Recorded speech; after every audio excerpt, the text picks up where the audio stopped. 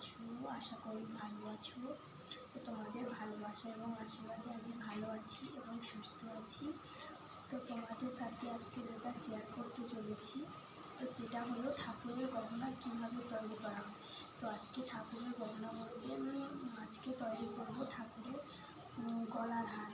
তো তোমরা দেখতে থাকো কীভাবে ঠাকুরের গহনা তৈরি করা হয়।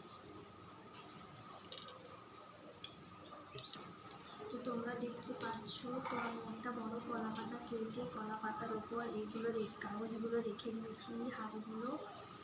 তো তার উপর একটা ব্রাশ দিয়ে এটার উপর ভালোভাবে আঠাগুলোকে মাখিয়ে নিচ্ছি। এইভাবে ভালো করে মাখিয়ে নেব আঠাটাকে ভালোভাবে, যাতে আঠাটা ভালোভাবে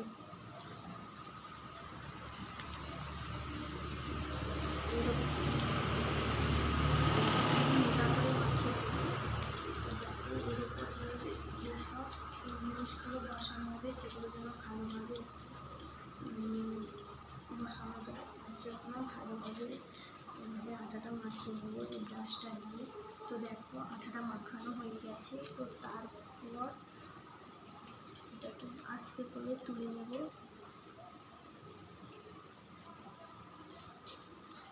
এখানে কেটে গেছে,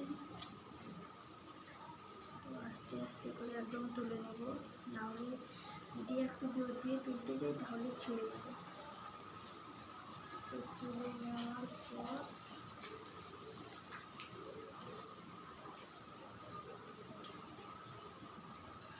তুলে নিয়েছি। তারপর এই যে একটা বস্তার উপর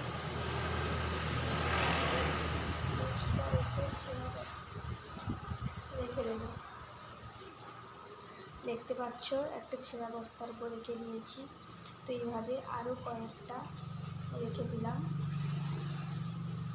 যাতে আটাটা ভালোভাবে শুকনো হয়ে যায়। আটাটা যত ভালো শুকনো হবে তত ওর উপর যে জিনিসগুলো বসানো হবে ভালোভাবে ধরবে, চিটে যাবে ভালোভাবে।